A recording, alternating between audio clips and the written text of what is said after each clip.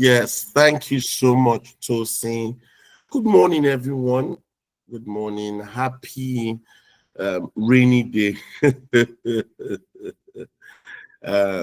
It's an honor and a privilege to be here with each and every one of us, and I'm hoping to um, have a fantastic conversation with someone that I find very fascinating, and I'm sure that we're going to have good learning moments. Once again, my name is Babatunde Bangboe. I lead, I'm part of the Triad Masterclass series. And today, like I said, we're going to have a wonderful conversation with someone that I consider very fascinating. We're starting now, and I'm hoping that it will be a wonderful ride. The person that we're having in our conversation today is no other than architect Jide Adekola, and I'm going to read his his profile. Is the GMD of Homework Africa, and we're going to have like I said, a very good conversation. So I read out his profile, and then we start our conversation. Our guest speaker is already online. So, architect Jide Adekola is a renowned architect, urban thinker, and business leader whose work bridges design, real estate development, and strategic innovation. He is the principal partner at HDC Architects and Group Managing Director of Homework Group Africa, a vertically integrated enterprise with 6 subsidiaries spanning architecture, development, finance, interior strategy, and media. With over 19 years of experience in the built environment and more than a decade leading Homework Group, Jide oversees a team of 50 plus professionals and manages 26 active projects across Nigeria and Africa in residential, commercial, mixed use, and hospitality sectors. He's a graduate of the University of Lagos and Birmingham City University, UK. He has successfully transitioned from being a consultant to full-scale developer with nearly 400 completed projects to his name. Jide's commitment to sustainable design, investor transparency, and community-led development has positioned him as a leading voice in Africa's entrepreneur movement. Very interesting. He's also a respected author and certified life coach with notable works including My Homework, a Jide Adekola story, and Design Plus Development. He's passionate about expanding the influence of African architects. He advocates for a future where design professionals lead in finance ownership, and industry transformation.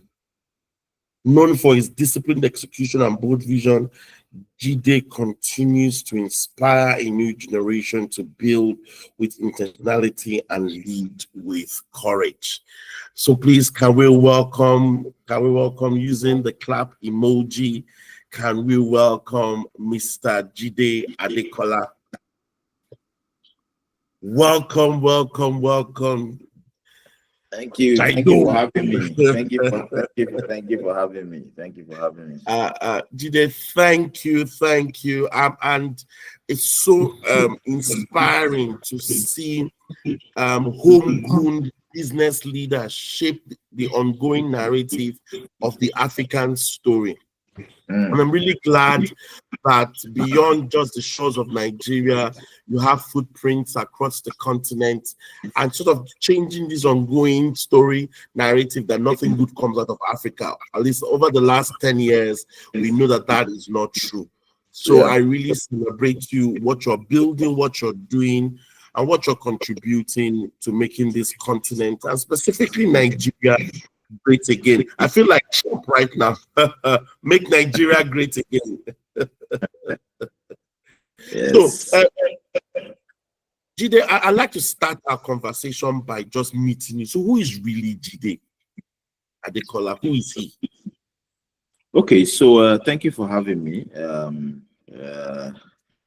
Just very, very simply put, I'm just I grew up in a very academic background. So my dad was a professor in the University of Lagos. So I grew up in University of Lagos. Probably part of why I'm shaped the way I am is because, it's a structured environment. And, you could be in the university for the whole year without stepping out, because every single thing you need, church, markets, everything is there. So for me, it was more of a very humble background. I lost my mom when I was 3, so it wasn't even something that it just became a struggle all of a sudden. But I had a very responsible father, and I think that shaped a lot of things, because you don't really have time to start looking at. We cherished what we had, and at the same time, we knew we had to hustle, to be able to make it out of life. And using him as an example, that if you say you have a responsible father going to work every day, you kind of like have that sort of thing fixed in you that you're supposed to be responsible, and I think that's where a lot of it came up. Because all my siblings are probably the same way. You're your own person. You didn't need any leg to work in any office, or you didn't need any. It was always about doing your stuff yourself, and not trying to call on somebody to help out and all of that. But basically, for me, I'm an architect. I always knew I wanted to study architecture right from secondary school. For some strange reason, because the primary school was in Unilag. They wanted me to go to the secondary school in Unilag, and I knew I was going to do university there. So I opted out of doing secondary school in Unilag, and I went to King's College. So King's College helped me because I was seeing the other part of, like, I started knowing how to get to the island already from that young age, Lagos Island and Victoria Island. And that helped to also create some kind of exposure. But where I started seeing that passion for what I do is, of all the things you read, biology, chemistry, and all of physics and all of that. Yes, I love maths and further maths a lot. But most importantly, yes. I think I even was going higher in further maths, and that's very strange. Jide, you're not normal. Further maths. I agree. So basically, moving on from there, I just realized that there was only one thing that kept me up throughout the night. Just imagine from the GS3s and SS1s, you're staying up throughout the night till the next morning, just because you want to figure out a drawing, right? And most times then it was like engineering drawings. Maybe they give you a machine and tell you to figure out what so they created. There's a lot of creativity because you have to imagine what the other side is, just like an engine of a car. They give you the top view and the side view, and they say you should figure out the other views. So, that inquisitive nature, trying to just look through and get it right. My dad could come downstairs and say, "You are still up." And I'm excited to go and show the teacher the next day. So I knew that creativity, making something out of nothing, trying to imagine stuff and bring it to life, started from a very young age. And then one of the open days, I think my dad visited, and the lecturer just told him, the teacher at that time just told him, this guy has to do architecture or mechanical engineering. This is already GS3. So for me, it was more of knowing from that stage. But just moving forward from there, personally, I'm really a very strategic person, very calm. I think things through before I really do anything. Some people see that they don't get any emotions. When they're trying to shake you, you don't shake. That's what normally happens with me. Very, very, very focused on what I want to do, right? And then for me, it's mostly that creative space, trying to help people achieve what they want to achieve. And I think by that, it extends to staff and all that. So I see them as my team, and I'm concerned about them. So it's not as though you're just looking at you're just looking at a broader scope of what you're trying to do. So instead of saying that we build houses and we see it as we create wealth for people using real estate. So you can see how it's a lot different. And when you're creating wealth for people using real estate, that means anybody you meet, you actually want to make it better for the person. And that approach is different from If I'm doing a development, I want to cheat you, I want to get money off you, I want to, it's a very different approach. Everybody from the artisans to the staff to those that are actually to those you are building for. For me, it's more like you're creating an opportunity for them to earn something and then also to be someone, And I think that approach just gives it a more holistic sort of approach. So basically, I think that, except there's any particular question, I think that's me in a nutshell. No. Thank you, Jide. I was going to also look for your trouble. I was going to say, why Unilag? All of you Unilag people, your steez and your wahala is too much. Unilag here, Unilag this. So that one is not there. That one was not my fault though. I grew up there. So I think I didn't have a choice. It's different from if I wasn't there and you had to go. And then I had 3 elder sisters that had gone through or were going through. So it's almost like I was just following them behind. They went to King's College, so I went to King's College and then came back to University of Lagos. I think every one of us did University of Lagos. So obviously knowing that, you have a parent there, you already know the lecturers. If I wanted to study architecture from secondary school, they can take me to the architecture departments, even though I was in secondary school, or they can even take me to meet a lecturer in architecture. Like there was access, so it was almost a no-brainer. So I won't be able to speak for those that come from outside and pick Unilag when they have choices. But in this case, I don't think I had a choice. Okay, so let's start getting into this, and I find your story very fascinating. Your environment has structured the way you think and how you see the world. Part of your bio says that you're a disciplined individual around execution, and I think that's such a very strong skill set that you have, and for that evidence to your background. But I noticed that in terms of your career progression, you started from a consultant. So why move from consultancy to what you're currently building and doing right now? Okay, so I won't say it's a move. I would say it's more of because I'm still doing consultancy. Yeah. So let me just put it into perspective.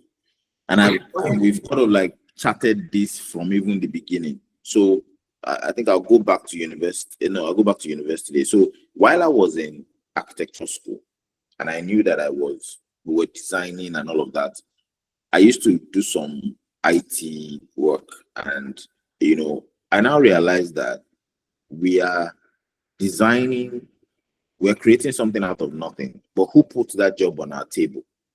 It's a client that would decide that I like this person's work, and then they call you. So I now realize that there might be another level to actually be the one choosing what to build. And from university, I already knew, look, I think this property development thing, we need to check it out, because that's where you can hold the bull by the horn, right? But even better, moving into the workforce, and I just decided, look, I just had to work for the best. So there were like about 5 top architectural firms, and I just applied to them and just tried to make sure that my work can speak for me, and I was opportunity to get into one of the best. And working there, I realized that what kept them running were some of the heavy clients that were doing the big jobs, and they could do 2 or 3 jobs every year. And there was something interesting that I realized. They designed so well, but this particular client wanted something different, which I know was not their philosophy, but they had to abide by it because the client is what the client wants, So by doing that, I now realize that, but you don't like this design now. So why you guys, he likes the whole columns and all those church, all those cathedral looking buildings. As a building, that you just create all those ornaments and all. I said, this is not really your style. But this guy gives you like 2 massive jobs every single year, and you guys are, so I realized that that's the person really calling the shots. And I think that's where I just knew that, you can design for other people, but you can equally design, you can be your own client. up to the point that that architectural firm, if the architectural firm is working for your own development company, you can be the biggest architectural firm because you're also designing for the biggest development company. I don't know if you know what I mean.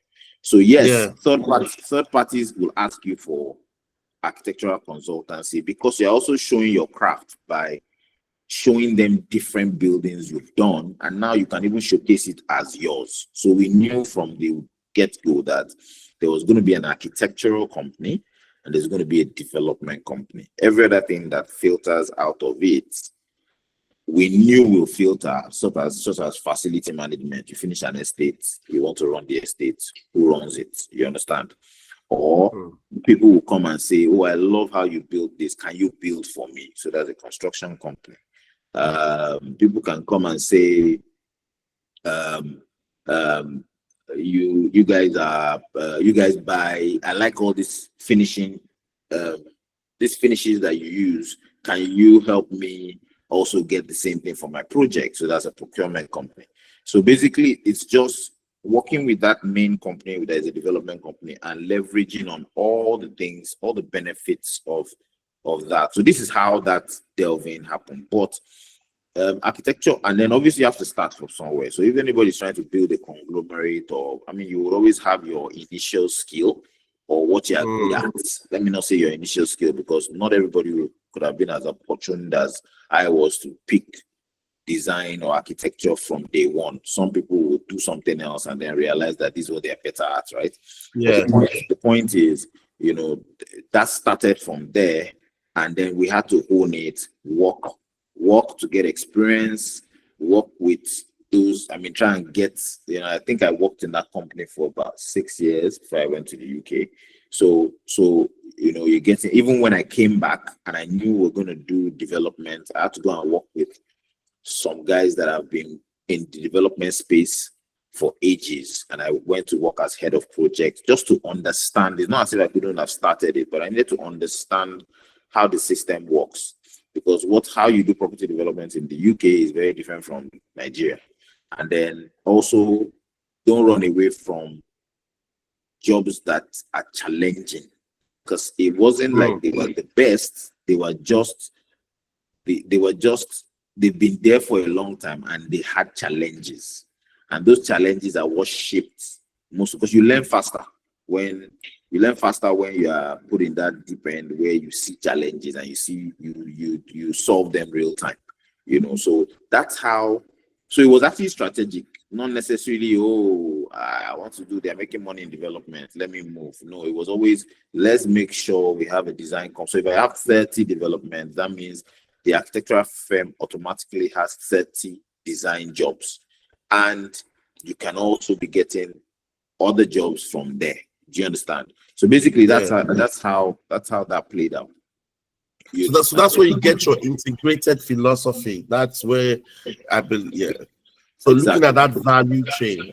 Exactly. Fantastic. And this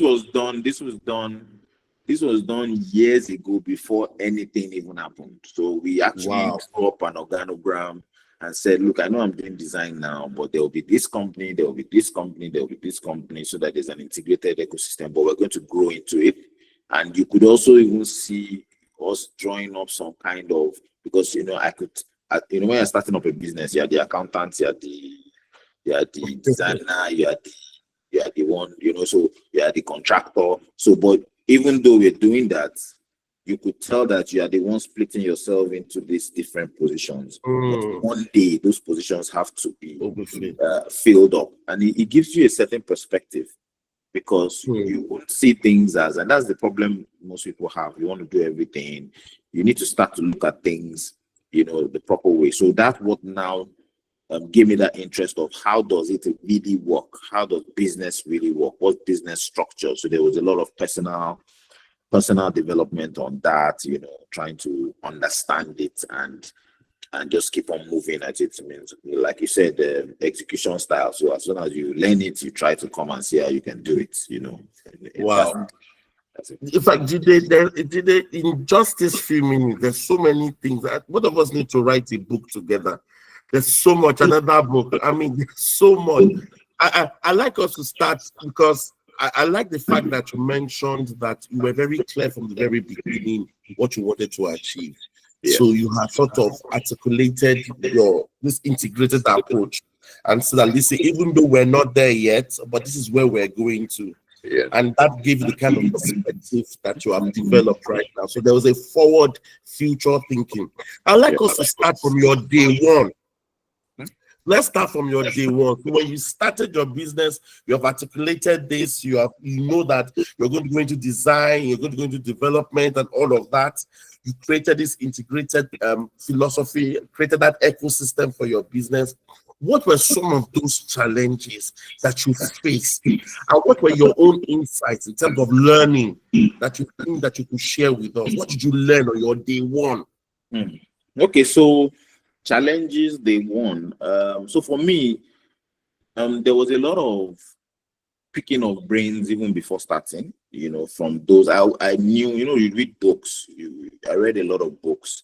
Obviously at that time, read that, poor that, different. In fact, that was a lot challenging. Not to say that my dad was a poor dad, but I think he's a professor and is full in academia. So he was not interested in business. So let me put it that way. So he had some friends though that were businessmen. So I actually took those friends in as mentors.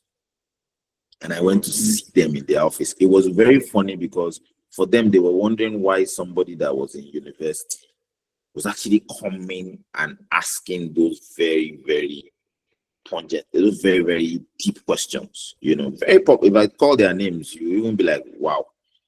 So they were there. So I had to tell them this plan, and they imagine at that stage, and that's where mentorship is very critical. Imagine at that stage them shaping some kind of direction for you, and I wasn't meeting them to say hand me down cash or anything. No. What I just want to know what are they, how can I start? So I remember one that told me that I should start from a maintenance aspect because they felt that maintenance, sort of like house maintenance, you want to fix your plumbing, you want to fix because he felt that at that point, you are almost at the lowest stage and you want to be able to start up. So it's always funding and all, but when you're in that consultancy space, it makes it a lot easier, particularly if you have the talent, if you're in the creative space. So because I was designing, it was easy for me to sort of poach the designs and send it through and get people to buy into the designs that we're doing, and we're making a little bit of money. But we realized that there was not so much money from there, which was why one was asking about those other things. But I think one particular thing was because we couldn't get that direction, the solution for it was the mentorship. The mentorship sorted that out. So I'll see that was the first sort of hurdle. I think beyond that, it was also trying to make up your mind on getting a space and trying to get that money to do just that, right? But I would just take it forward to the first development, so that helps to understand and put it into perspective. So I was in an estate where we just had land, a lot of land, and people could not build. I didn't have any money, so I wrote every single person that owned land. I was opportune to have like a database of all the people that own the land.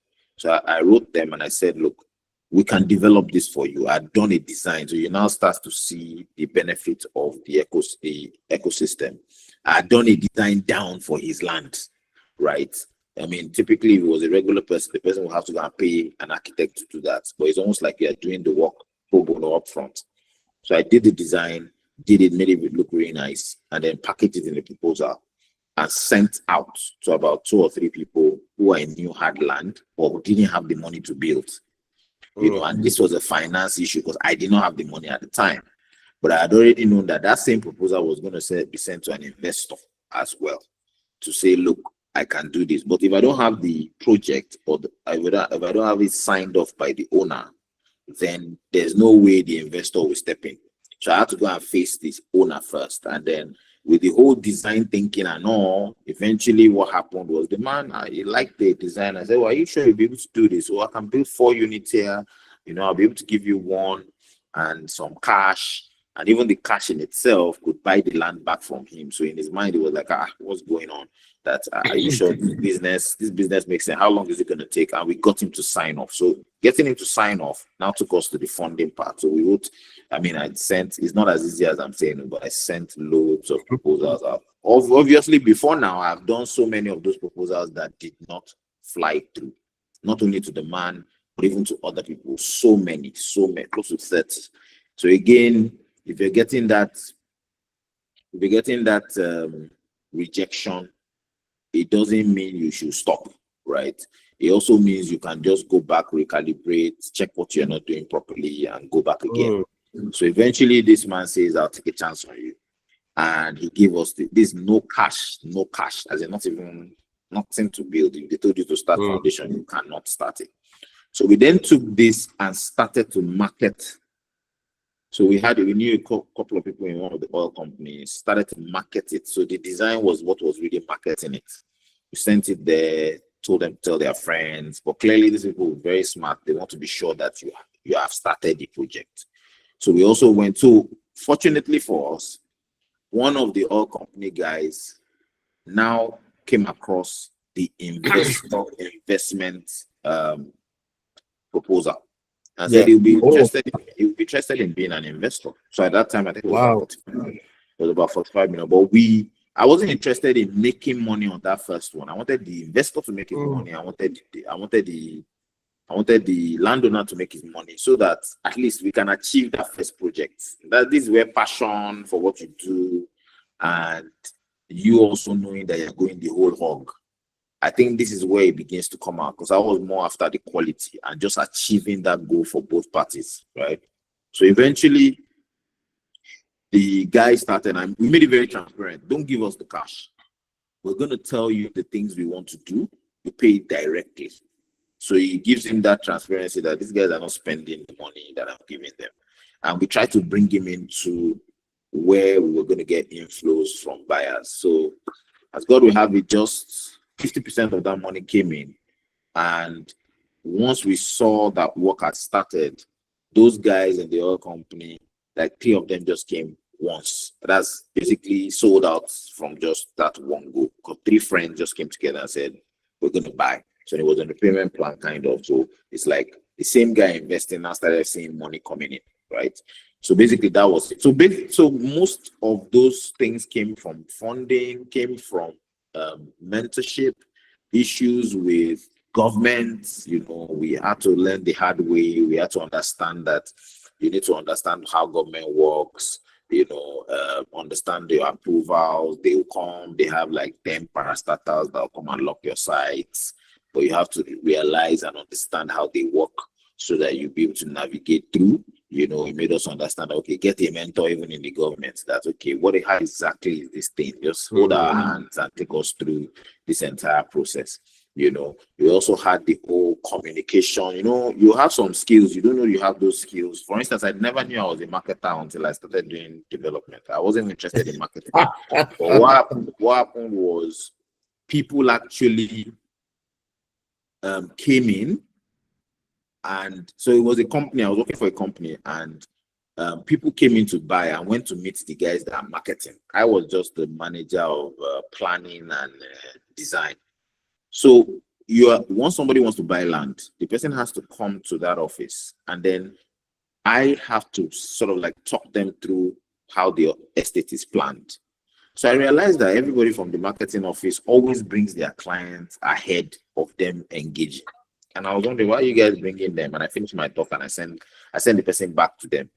And I think they did it. They did some kind of analysis and realized that majority of those that agree to buy always agree to buy when they come to me first. So that I'm not even interested in. I'm just telling you how the estate is. I'm just telling you what you can do. And most of them used to refer to that guy. I want him on my project. That guy I want to. When I heard the feedback, I was like, oh, so this is what you guys are doing. It's looking like if you bring them my way, I will be able to convince them, And I now realize that, when you're a very technical person, you don't look at marketing as a thing. So that's how I figured it out. So I'm just saying that sometimes you just stumble on some of these things. You have to look at what your soft skills are as a person and see how you can harness them on. Those are things that are God-given talents. They are given to you. So you wouldn't know until you, and if you ask yourself those questions or ask people close to you, it makes sense to sort of pull out what you are good at. So even for interviews now, it's not just what did you read in school that I ask. Who are you? Who are you? What is your best friend? What will your best friend say about you? Or what would somebody that is close to you say that if you speak to David, if there's one thing I know about David, this is the one thing. Do you understand? Like if you ask your parents, they're like, no, he's so this, he's so that, and you get to now understand the person and you know how to place the person properly. So that also helped, at a very, very early stage. So I think it was majorly those sort of structures, but again, once you're trying to break a glass ceiling like that, it's almost like a growth. It's almost like you're growing into something else. So it's always important. So those challenges actually helped because there are some of the things that I tell today are stories and people are like, wow, and I think those are the first few things that, at the beginning, people was also major. I mean, who you employ, who is going to help you. Are these people, like, if you were just employing out of the fact that someone is looking for a job and they read architecture and you take the person, it doesn't solve the problem. I had a big people problem initially until we started getting the right people in the right seats. And that's when things started to work properly. We're going to get into that issue soon. I don't want you to let the cat out of the bag. I mean, Jide, there's a lot that you have said, and just to sort of put a lot of perspective, to our audiences. Number one, he said that on his day one, there were quite a number of books that he had to read. So preparation is really key. I know, as simple as that may sound, I don't think it's simplistic. The necessity of us as entrepreneurs to read books, to have a thorough understanding of the industry that we're going to play in becomes important. The next thing you mentioned for me, which was really key, was to find a mentor or mentors across your value chain. And that also helped you to sort of prepare you mentally. And again, because you were clear on what you wanted to achieve, it was just easy for the mentor to sort of reestablish, give further clarification of some of the things that you were also thinking about. But there were some things that you mentioned that I felt that is so important to sort of emphasize, which was number one, I call it freemium. There were things that you were willing to do free. And I think that was important that you mentioned, I think they were willing to do free, that you were more interested at the end rather than the things that you would get. And I think that's a very important principle that we need to learn as business owners. We talked about rejection and the necessity of tenacity. We talked about challenges as being stepping stones that were enablers for you to do the things that you need to do. But there was something that I feel that is important that we should all get, which is understanding your strength.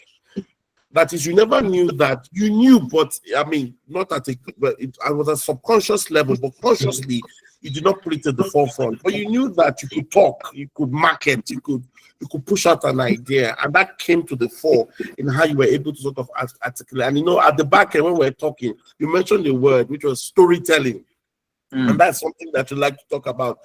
Selling a story. So for us on this call, I think something I've taken up personally is stop looking at what you have as it is.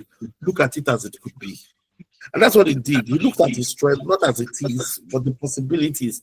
And that has helped him sort of manage. And that is why you have media as part of your ecosystem to sort of push out, I believe, some of these ideas into the market space. Now, before I go on, please, to our esteemed audience, please, if you have any questions, comments, please, you can either raise up your hand or you can just put your comments or questions in the messages and I will either read them, or if I see your hands raised, I would allow you to ask your questions or your comments to Mr. Adekola, who has really been gracious to sort of be open to us. Now, Jide, I thank you for sort of helping us on your D1. Well, now, from that first project to 400 plus projects and counting, how did you do it? The sheer size of scale that is required for you to be able to achieve that consistently? How did you do it? Which, I mean, so this is a multi-layered question. I'm going to ask the first part, how did you do it? The second question after that, which sort of follows, how did you get the funding? Give us some ideas around that investment, but how did you get that sustained funding over to be able to achieve what you're doing currently? Yeah, okay. So scaling up from there, I know it's not like it was a blueprint, but I think it's now that I can tell the story in hindsight. But it was the first project. So because of the success of those that had come in already and bought into it, we now wanted to just deliver. And in fact, it was more than just putting money in the pocket. It was more of just delivery. You can imagine the excitement doing your first development project and being able to show people that. Because I noticed that while trying to poach for almost 2 years, people asked what you had done. Yes, they could see that you did some design jobs for other people that have been built, but you needed something in your name. So even if it was going to be done for free, I just needed something to put there to say we had done it. So I was more interested in the finesse, adding a lot more value to the design, even if the people that bought got more than what they wanted. And I think that worked because, first of all, one of the people that bought was able to sell almost double the price, right, before we finished. The second thing was it was now the top of the estate. And then the third thing, which was very, very interesting, was that I did not know that. So I wanted to always be consistently sending updates. So I was sending the updates to the 3 people. I didn't realize that 2 of them were actually in the same office. And it was an open office. So each time I sent it every Thursday, people gathered, other colleagues gathered around them and were looking at the updates on their system. I never knew this. So it got to a point where they started asking that it's Thursday, it's 12 noon. So that's one thing about, when they say you should be consistent with posting or maybe consistency, yeah. You post at a certain time. You don't know that some people are looking forward to those things. So what happened was they were actually asking them that it's Thursday, 12 noon, as homework not sent to your updates.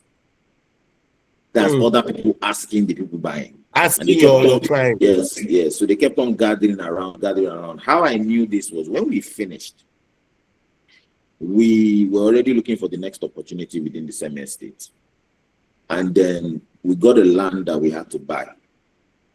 So while trying to get that land, get the money for the land, the investor who had made his money back was willing to drop the money up front, clearly, because it was already coming back, right, to make more money. And then all of a sudden, just after buying the land, 3 friends, out of those guys that used to get up and look at the system, just decided to buy on paper. That's no land. In fact, at that time, we had not even gotten the land. They just dropped the money up front.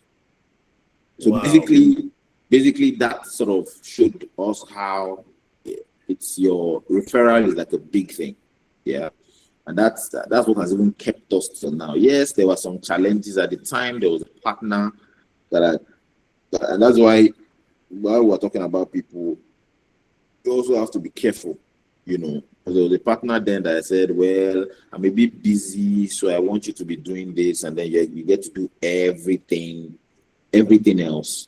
And then you realize that, I don't know what happened, but because there was more money at that time than the work to be done, because the moment you hit a stage, they pay you more money. So there was always more money.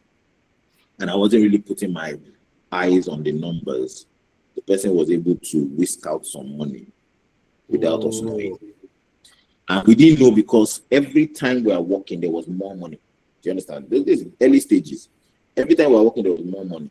So I believe I will have even be further than where I am today if that didn't happen. Yeah. But I mean, it's better you learn that then than to learn it now. Yes, that's part of your scars. Exactly. So the challenge was it created a drawback for the investor because, when you now look back and you deliver the house, You are now putting the cash together. Now realize that the investor's money is not complete. Do you understand? Oh, yeah. So we had to piggyback to the next project so that the man can get that flow. Get his money. And I just had to just, quietly just. So you were losing money. You were losing money. There was revenue. Your margins were dropping. Wow. Yeah. So I think I had to do 2 projects to get that money back for that investor. 2 different other projects.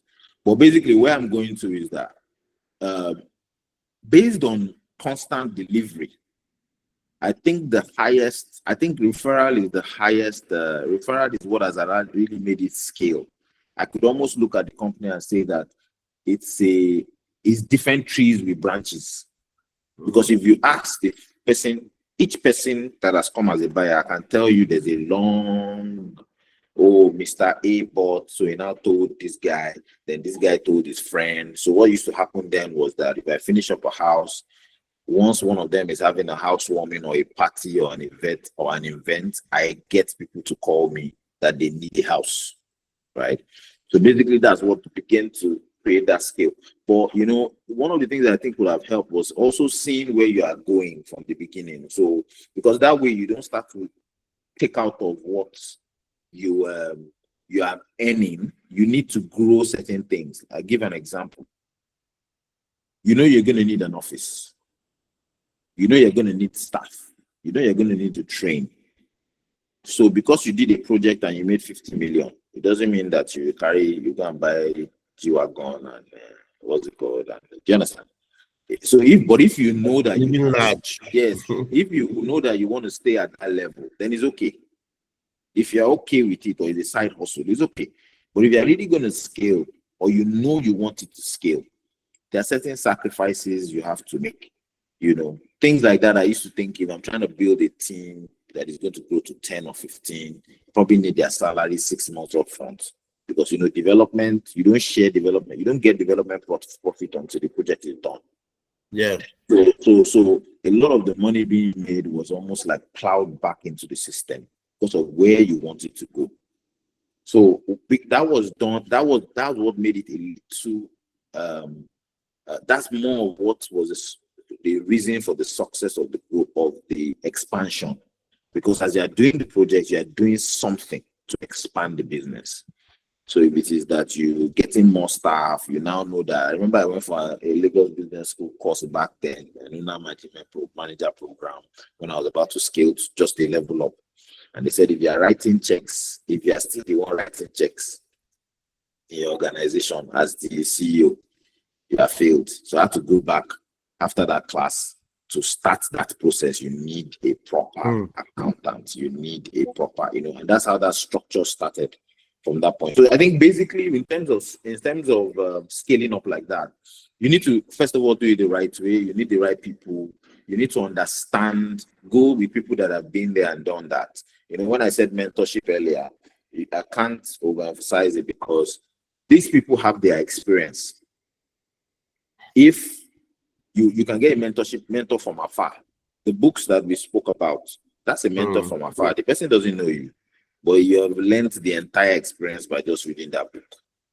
You can be following somebody on Instagram that is in the US, just following certain things and listening to what they're doing. Is a mentor from afar.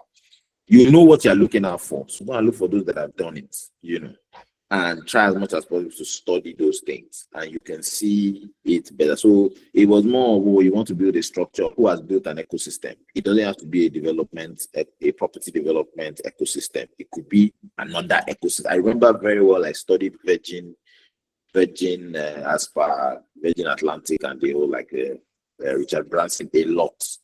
On how it was Richard Branson. Yes, Richard Branson. How he was able to navigate and see all of that. I know then I'm not a fan now, but then I know I studied Trump a lot. Because he's a real estate what's it called? Even wrote a book with the rich dad poor dad guy. I think the book is right here. So Robert Kiyosaki. Yes, so that also gives some perspective of how he was dogged, took risks. So for growth, there's a lot of risk taking. there's a lot of risk taking. You don't, in fact, the more the risk, the more the money, right? The more the risk, the more the experience. Because even if it fails, it's something that will teach you. You can't get it in Harvard, you can't get it in in anywhere else. So I think for that scale, gradually I now started, because of that organogram I told you about, where even if you are 3 people, just get the main structure organogram and understand that Mr. Jide is doing A, B, C, D, E. When it gets filled up, he brings in the person that will take out E from his own and be able to do it. So we constantly did that as we grew, and that was what helped to sort of fill in the gaps and understand that from the top, you need to keep feeding opportunities. From under, you need to start carrying those opportunities, unless the structure will fail.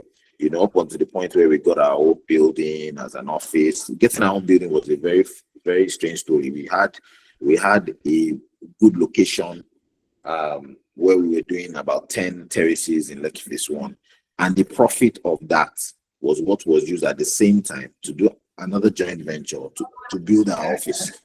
So now, if we were not thinking about our office, our own office, we would have probably been building that place and looking for how to just yank out the profits. But we were using the so-called profit at the time to also build our office, and it had now given us greater value. You understand?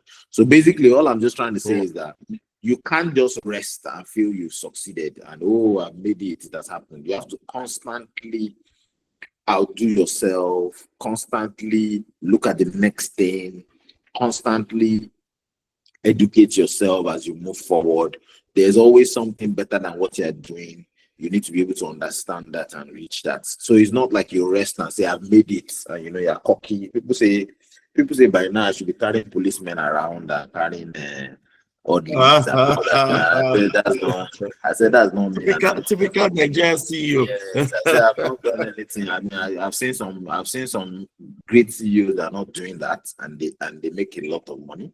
So there's no need for that. I think the major focus is on trying to expand and grow the business. So I think that's for scale, I think that is the sort of system that has helped over time.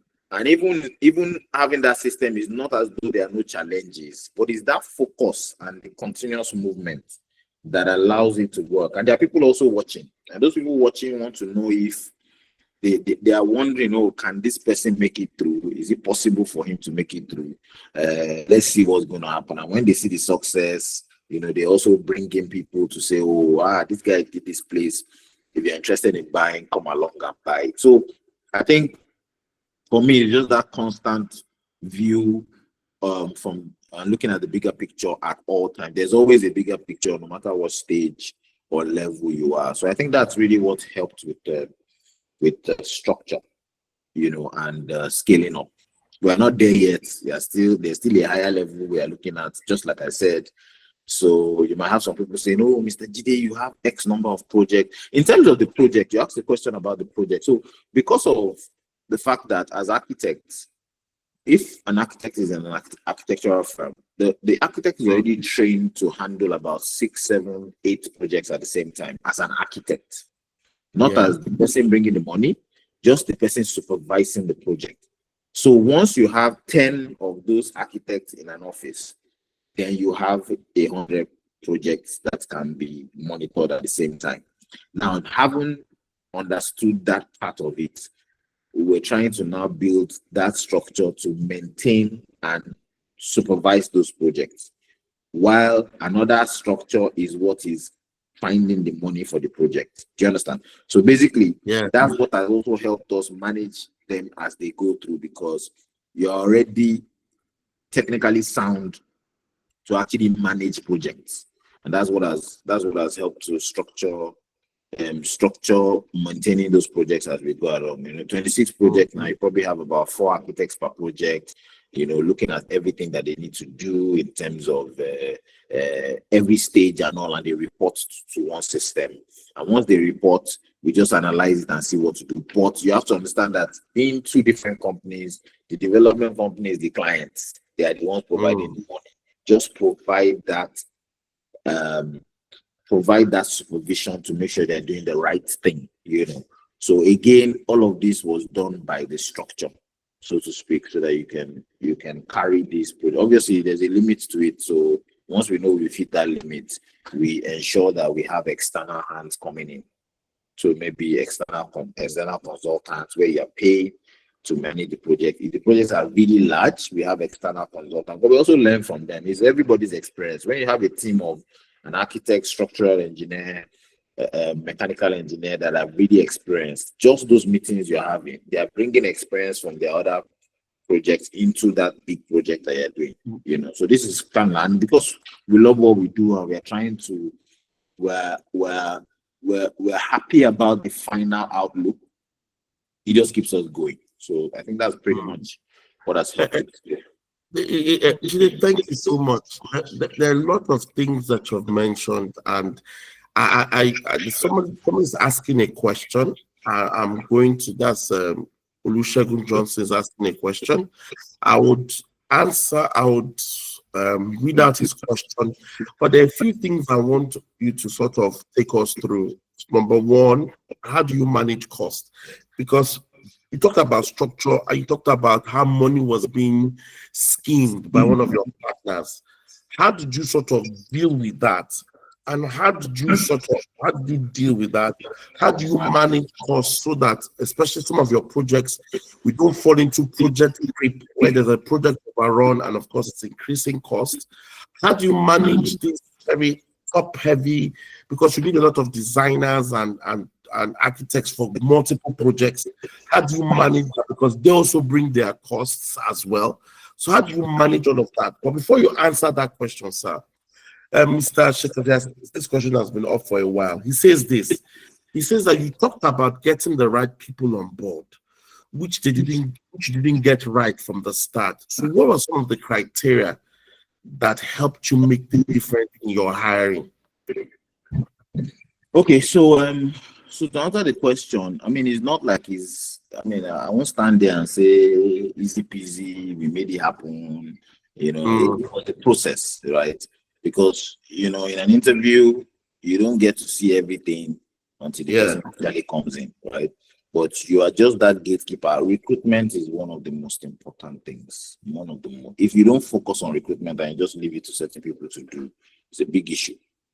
You know, so for recruitment, maybe because you know what you're looking for. Remember what I said about you have that structure and you are in the space before you fill up the space.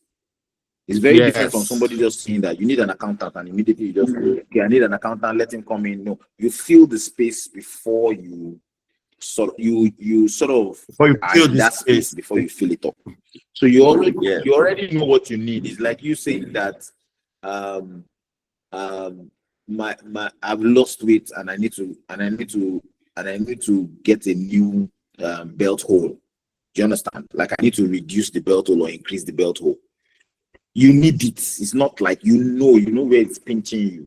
So even when you're having that interview, there's a way you're gonna sort of analyze and check what you want. Ask the right question.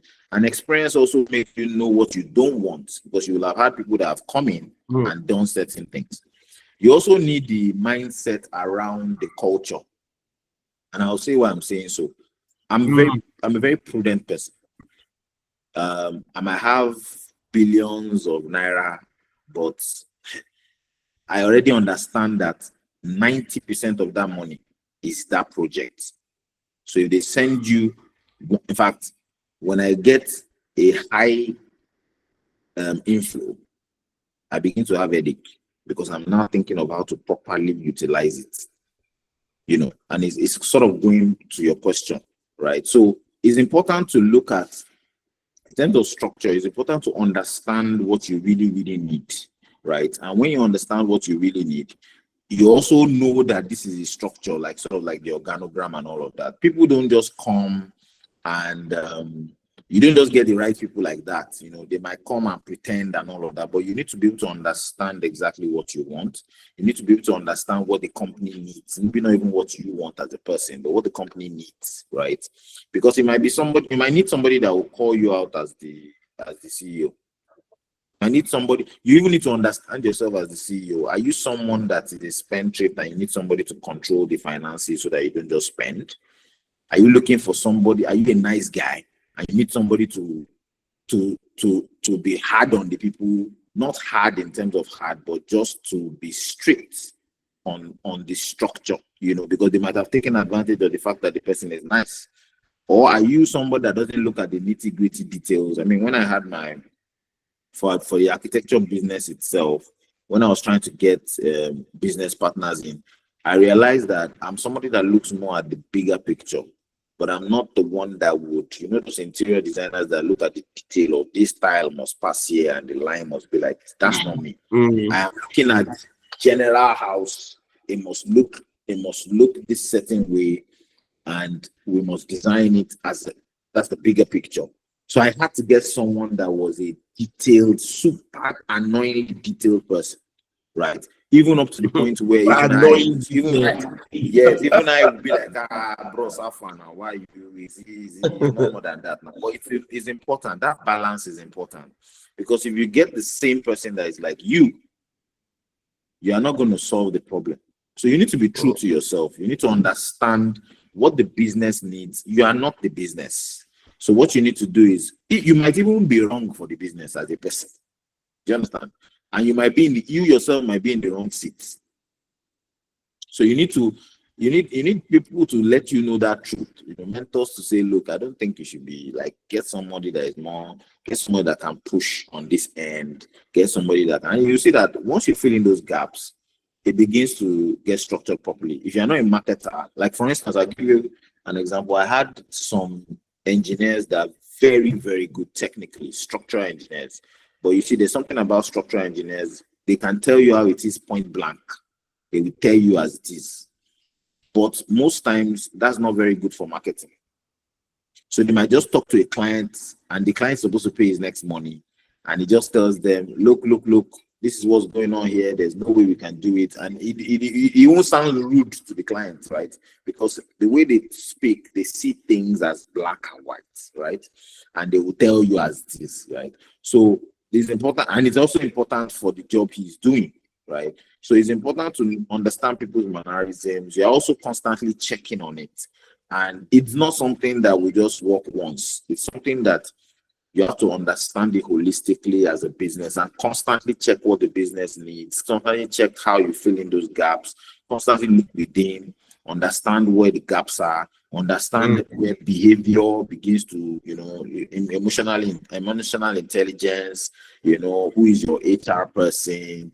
Does the person actually understand the whole scope? If the person doesn't understand, you have to bring that understanding in. So I guess that first thing I would say is, understand where you're going to. If you're not sure of it, try and get a professional to chart that course for you. Once they chart that course for you, as you're trying to fill people into those spaces, ask questions. If you're not even the best person to check and understand those people, then get a consultant that can sort of help you recruit. Do you understand? Because if you just need to be sure of what it is and what you need, and you have to constantly be doing it, because homework of 10 years ago is not the same 5 years ago.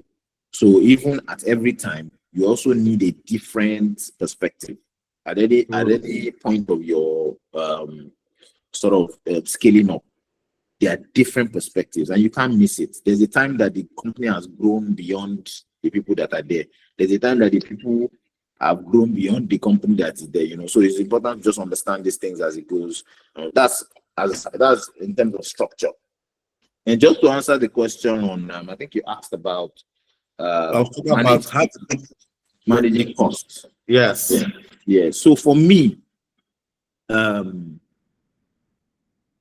so I'm not really. I mean, a lot of people ask me, "Oh, that's what I just said about asking you if you have if you have a police escorts and all of that." I'm saying this because you need to also analyze what your spend. If you're doing a project from the beginning, what is the cost of that project? get a BOQ and check it. Once you know that cost of the project, you know that this is what you need to be able to achieve what you want to achieve on that project.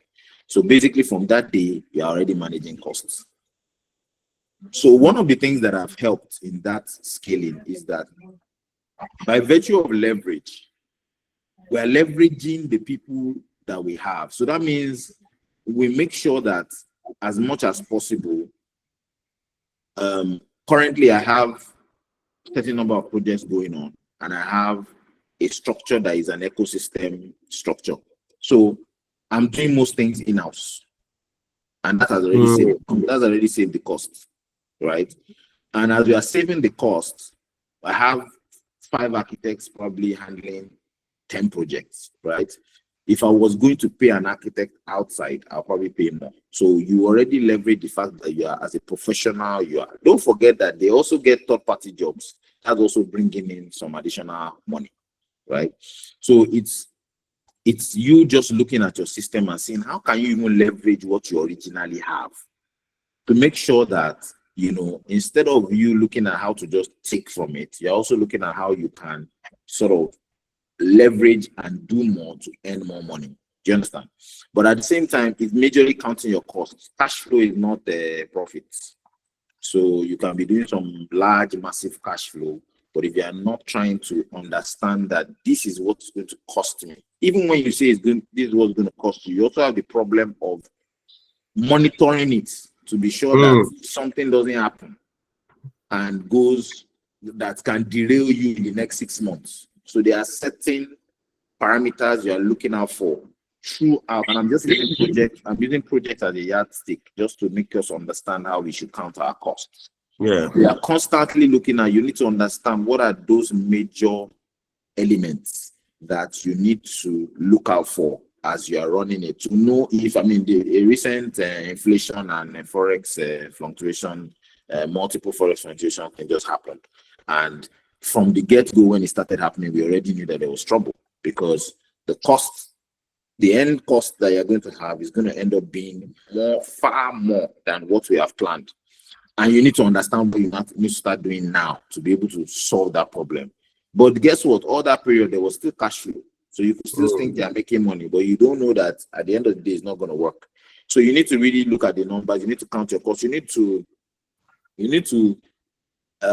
not live beyond your means, because, you know, being top heavy, even with staff, you need to be careful because you can just be nice to have. Nice to have doesn't mean it's good for business. There's a difference between business and a feel-good effect. You understand? So when something comes in, what is it for? What is it meant for? Are you using it for what it is meant for? You understand? If you're doing salaries, are you just taking salaries off revenue? Are you sure you know that this part of the salary is what you can spend, and this part of the revenue is what you can spend on salary? Once it's gone beyond there, something is wrong. So can you plug that thing that is wrong? You understand? So if you're doing 26 projects and you can finish the 26 projects in year 1, it means that you are able to pay the salaries and make. It's different from finishing 26 projects in 5 years. They are two different things. Finishing it in year 1 means you can get profits. You can pay everybody within a year and go and look for another 26 next year. But finishing within 5 years would mean that you have now stretched sort of what you are supposed to. So there are a lot of stretched.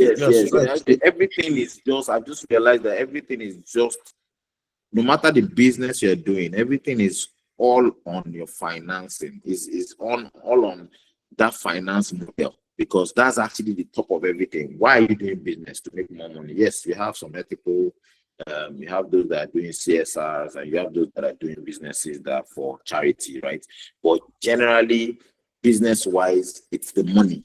It is inputs, outputs. It is what they are paying you for a service, what you used to do your costs, what you used to do the work, compared to how much they are paying you, what is in between. And that simple analogy, if you can just break everything down to that, it helps to manage as you scale. Because if you're scaling, there's an illusion of a lot of money, and you think, oh, because you have a lot of money, you are making a lot of profit or you're in business, and that's not true. You know, so what has sustained us, I remember my brother used to walk in and say, Jide, is when you have It's when you have a large inflow that I see you in the office till like midnight and all of that. Why does that happen? And I'm like, I'm thinking about to properly extend those resources so that it's doing what it's meant to do. Do you understand? So I think it's just controlling that as much as possible and making sure that your eyes on the cost, your eyes on your expense, your eyes on what you're losing material. Like for instance, I know now that 70 to 75% of what we spend is on procurement and materials. And if anybody is stealing from their materials, there'll be issues, but that's where you spend the most. So we put our focus on procurement and materials you purchase, because even on the sites they can steal them. If they steal them, you are going to be losing money. So your eyes just has to be on those things, and also on, look, if we deliver this, that is only when you get the money. The money that came into your account is not yours. If somebody gives you money for clothes, if somebody gives you money, you sell clothes and somebody gives you money, it's not your money. You have to buy the material, you have to sew it before you now talk about the one that is your money. So if you don't understand that number in any scale, then there's a problem. You can't look at it as because, oh, I have school fees to pay and I have that to pay, you just take from the business. It doesn't work that way. You need to understand 100% your numbers, you know, so that as much as possible. So me, I've seen that even in a larger scale, that one has to be very careful, right? Because you can have that illusion of, oh, there's money. Oh, you did 5 billion this year. Wow, yeah, very good company. It's not. Have you found out how much it's going to take you to complete the project? Have you found out how much they are going to pay you for the project? Have you seen that you are still making money? You know, because if not, then you're just getting ready for doom. You know, so I think that's what has helped over time. That constant check on the monies. You know, that's what is very, very essential. Wow, Jide. Wow. Please, if you have questions, please, you can raise your hand using the icon. And Jide, there's a lot you have said. You have spoken to culture and why culture matters and how culture enables you hire the right sets of people. You have talked about ensuring that you know that cash flow is not profitable.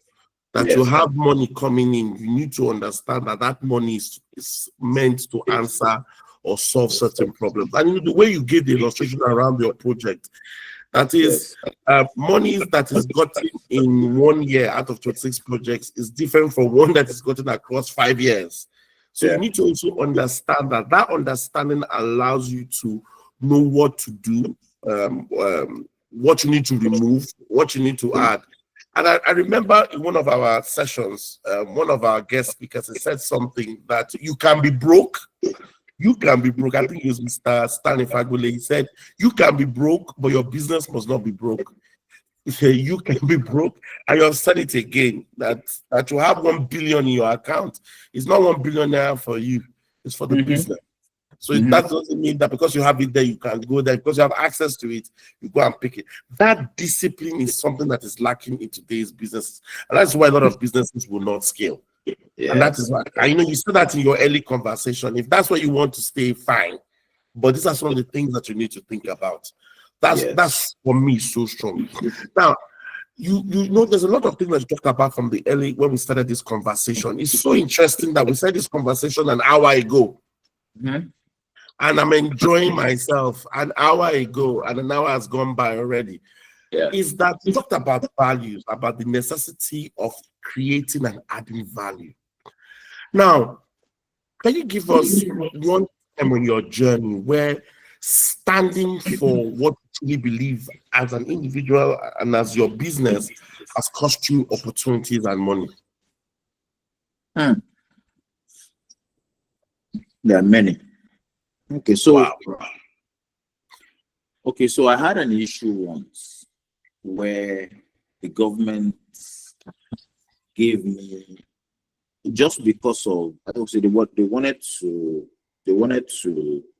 had an issue going into one of these opulent estates, Banana Island. And the people there always used to like give them a pushback because there's a difference between Lagos state government and federal. owning the land, right? Mm. So it was an issue of the elephants fighting and the grass is suffering for it. Mm. So they wanted to, they were looking for a scapegoat, kind of, so that they could show that, look, we can deal with you guys, right? And most times we do what we call a joint venture, which we don't own the land. We come in with on the joint venture with the person that owns the land, and we build on it. Apparently, they had an issue with the person that owned the land. But don't forget, I have an obligation to those that buy from me, right? So basically, with all of those issues and all of those dragging, we had to still deliver and lose money.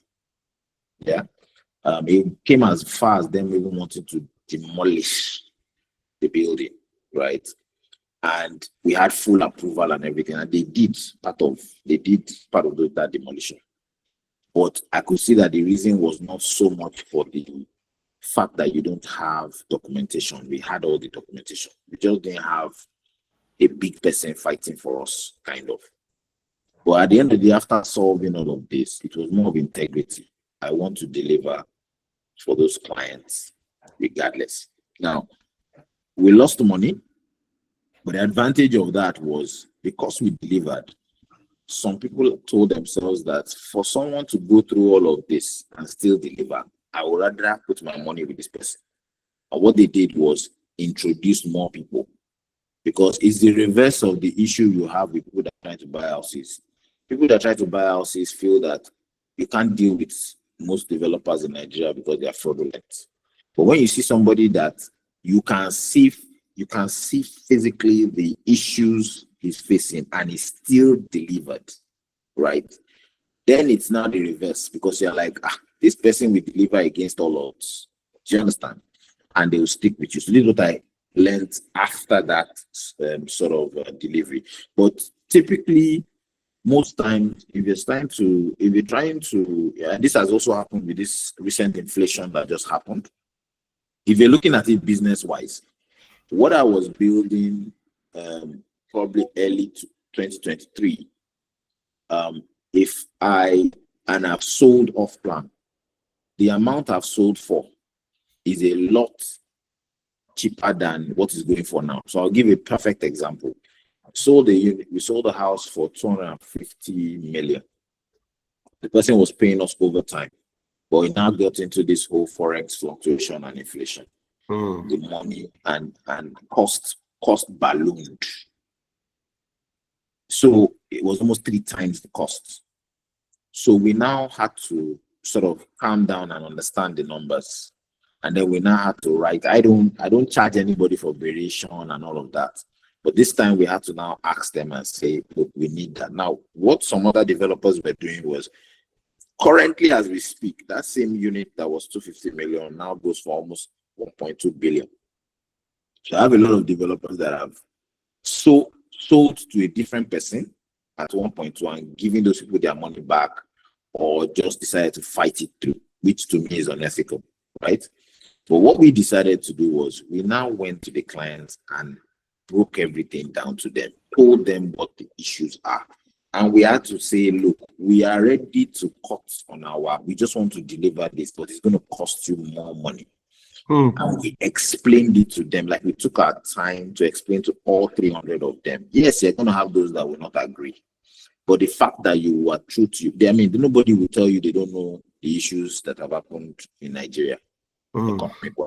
So we explained everything to them and said, look, these 250 that you are supposed to pay, you might need to give us 100 million more or 170 million more, as opposed to the fact that we know that we can sell that place now for almost 1.2 billion and make it kill. But you're looking at the fact that somebody also gave you money in the past. So based on that, you want to create a fair ground. And true to what a couple of people even said, look, Jide, I knew you guys were going to come, so I already reserved this money.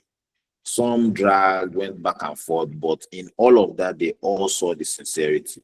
Now, at the end of the day, it's not as if we are making money, but we just wanted to make sure we kept that integrity. And I know it's going to work for future projects, because those people will say, rather give this person your money. It's not going to cheat you, but he's going to just, this is someone that has integrity. Do you understand? So integrity is a major, integrity will cost you money. It will cost you money. It's going to I cost totally agree. It's going to cost you money, but you are not going to, there's a lot more to gain in terms of the spread of the word, in terms of the referral, in terms of how people will tell other people, in terms of people knowing that they can leave their money with you, right? So that's where integrity really works, right? But the reverse side is that if you are that developer that went to sell for a higher price and give the person his money back, that is also creating its own ripple effect in terms of referrals. Do you understand? So for me, it's majorly those issues, but there are a lot more. You have that battle between having more money in your hand, cutting corners. For instance, we will not even try anything on building integrity. Nah, no matter what it is, the tests you have to do, the reinforcement you have to use. You are not cutting corners, even if it's more expensive for you, you just have to do it because families are going to live in those houses. Yes.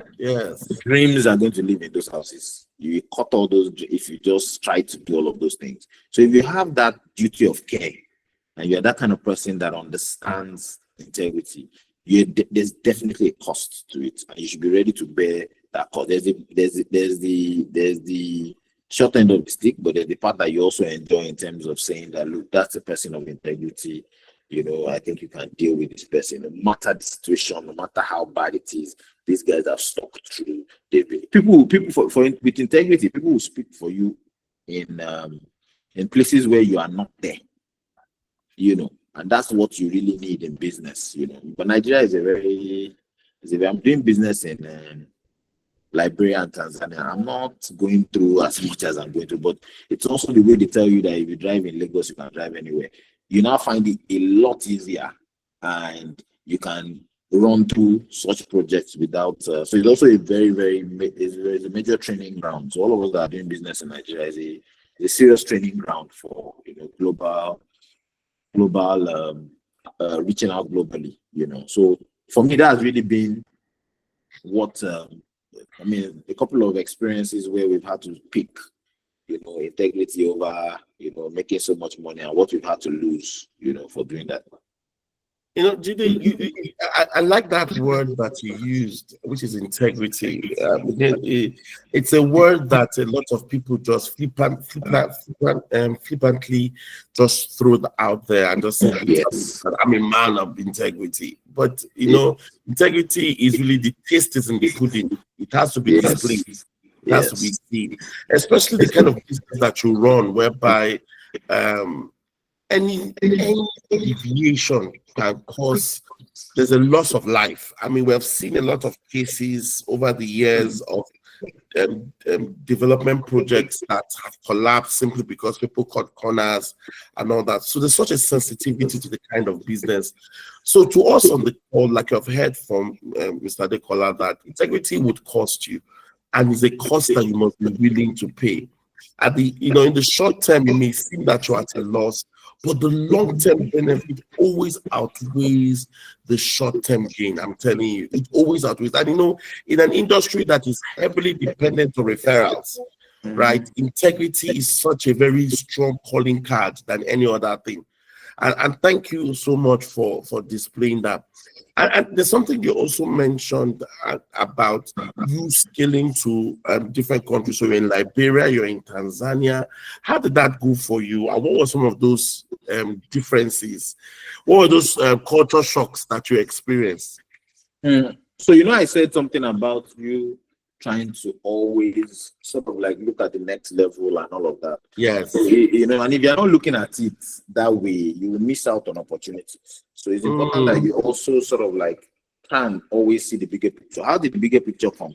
We were just doing our work in Nigeria and posting most of what we did. And somebody from Liberia but lived in America reached out.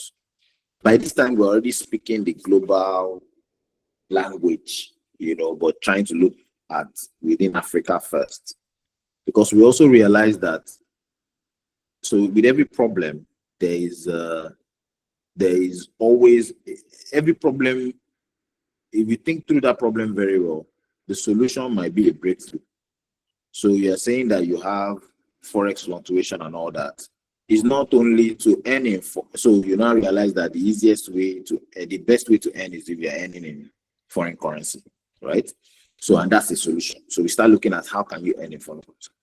But we realize that you don't even need to leave, you don't even have to leave Africa to earn in foreign currency. Once you're doing business in Kenya, you're doing business in Liberia, you're actually earning dollars. So you're not even leaving the continent to earn in dollars, right? Yeah. But what even happened is now after thinking like that and trying to position ourselves that way, opportunities started coming, even from the design space. So we were posting some of the developments we were doing, and somebody reached out from America who is a Liberian and asked us if we can build in Morovia. So we actually checked and saw how. So okay, first of all, we can even do your designs for you. And if we visit Morovia, we're going to check if it's possible. And just to know if it was not we sent our fee invoice and said, look, this was going to cost us. They watched us for almost a year. The person was following us for a year. And she actually did not trust her own people there to do the work for her. So she was looking for who she could trust, you know, and we sent the fee invoice in dollars, and she actually sent the money. It was about $20,000.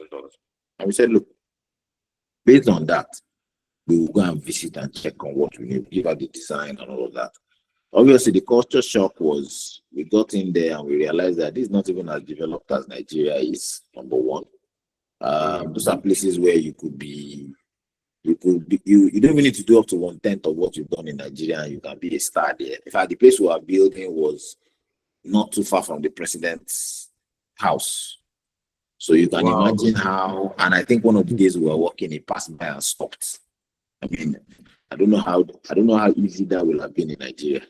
You know, so basically, you know, we then go there and try to study how they work. But most importantly, we try to partner with somebody that is there, that is an indigenous there.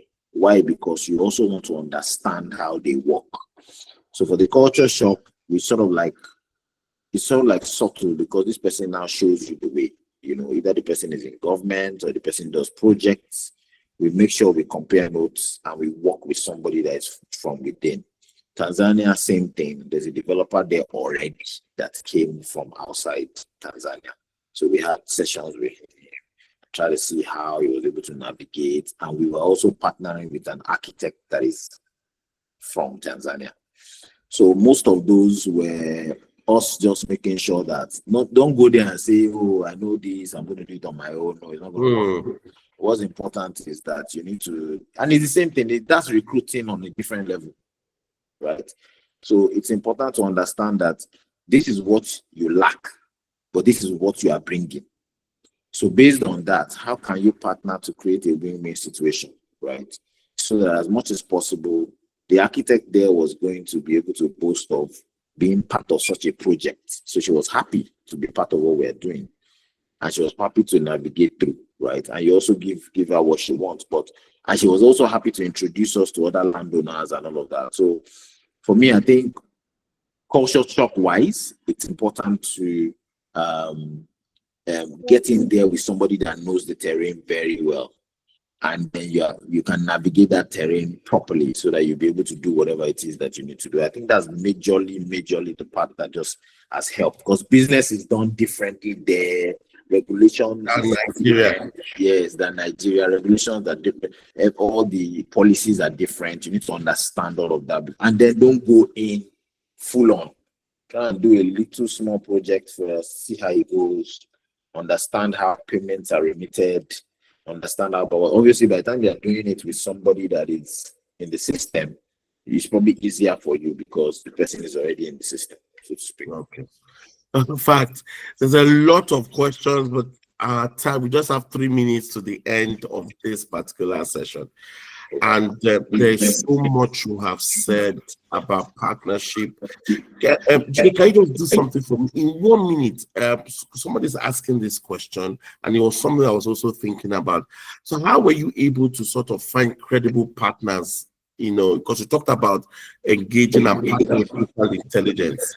Native intelligence. How did you do it? What is 1 or 2 things that you did, if you don't mind, very quickly? Okay, so I just think it's simple. I think it's the same skill from recruitment. Basically, we're going into a new terrain. Who actually understands that terrain first? Do you understand the terrain? Because you need to be someone that understands, either you're a professional, I mean, in what you are doing. So we first check on that. We also try and sound you out. So we understand, are you someone that has done business before? So that there's no greed and all of that. Obviously, whatever documentation, there must be documentation.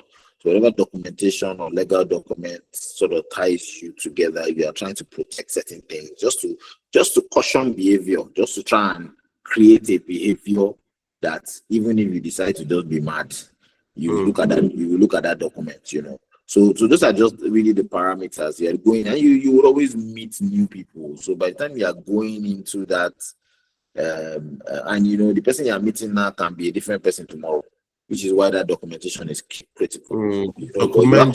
Yes, you have to be sure, is this what I want? Why am I getting this person? Is the person filling a gap that I need to fill, right? Because it also doesn't make sense you just partnering for partnering sake, and we've also gotten our hands burnt as well. So we need to know that you're actually giving what we need. You understand? And once you can do that, we know we're good, so that greed level and all of that is not there. So that's where experience also helps, because it allows you to just panel and do the right thing, So that's pretty much what I think is critical for the partnership. Wow. Mr. Jide Adekola, thank you so much for spending time with us. I wish there are lots of questions I really would love to ask you, but our time is up. This is already at. So, Jide, thank you very much. And I also want to say this to everyone on the call. Thank you for spending your time with us. And we usually have this every month where we bring thought leaders and business owners to share their experiences, to give us insight. And I'm very certain that we have learned from our conversation with this great mind who is shaping the ongoing narrative around architecture, development, and across that value system. And I really want to appreciate you, Mr. Jide. Can we celebrate Mr. Adekola one more time for taking out his time? Because it is really, really 1 hour, 30 minutes. Thank you so much. Thank you so much. Thank you so much. Thank you. And I'm sure that the next time we're going to meet, we really want to have you again on this call to continue our conversation. Thank you very much. And can you just share one parting shot, one word to everybody on the call before you go start? Just one word.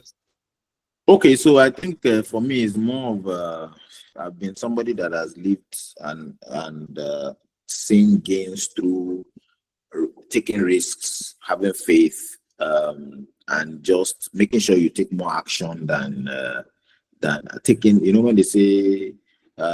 When they say you should have faith, if you don't take that step without if you don't take that step, then there's nothing to work on. So I think it's just to encourage everybody. The economy is not so great, but there are also opportunities. In every opportunity, in every chaos, there's always an opportunity. So you have to look around. Sometimes when you pray to God for solutions, He sends you certain things that will shape you towards that direction. So sometimes that's what problem does for you. That's what chaos does for you. So I'll just leave it there and say, just try and embrace some of the challenges and try and look around those challenges to understand where exactly maybe that is a way to get to your answer, and I think that's what I have to say. Thank you so much for having me. God bless you. Thank you so much. Jide, I really appreciate you. Thank you very much. All right, everyone, have a great day, and we see you in the next time we have the Triad Masterclass series. God bless. God bless. Thank you.